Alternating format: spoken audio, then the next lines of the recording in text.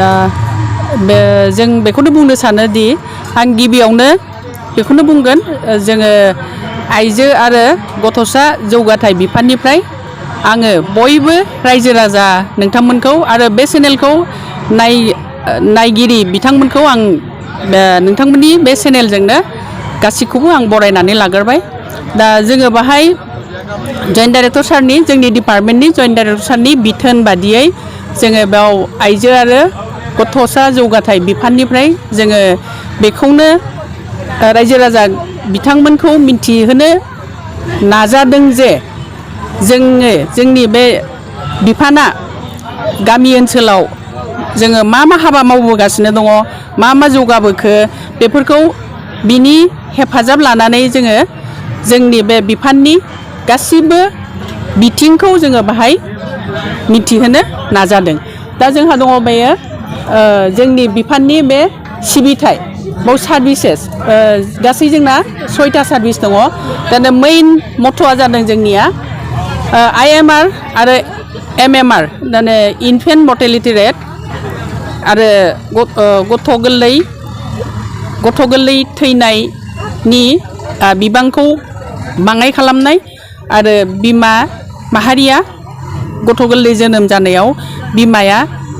Anaemia जानानै थैनायनि बिबांखौ जोङो खमायनो थाखाय जोंनि बे बिफाना बे गासैबो जोंनि 6 सार्भिसेस आरो नैबे 6था जोंनि थांखिफोरखौ लानानै जोङो गामि ओनसोलाव अंगनबादि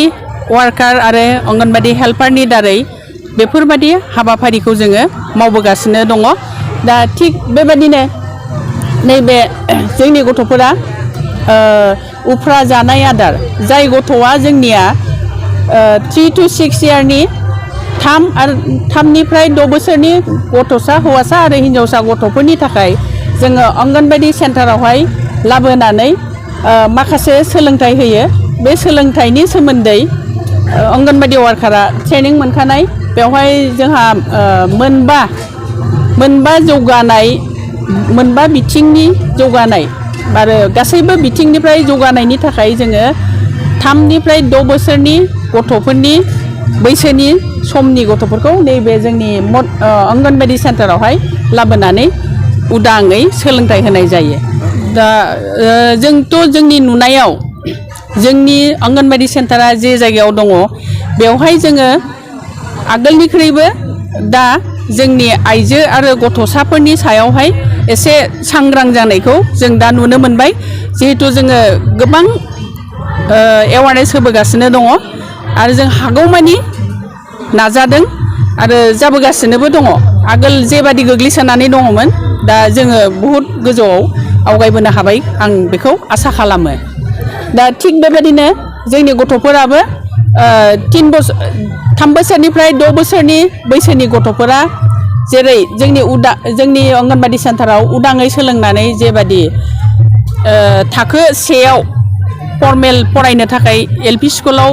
थांनो जोंनि अंगनबादि सेन्टारनिफ्राय जोङो खालि रेडिल' जानानै हरो। माने स्कुलाव थांनायनि हुदा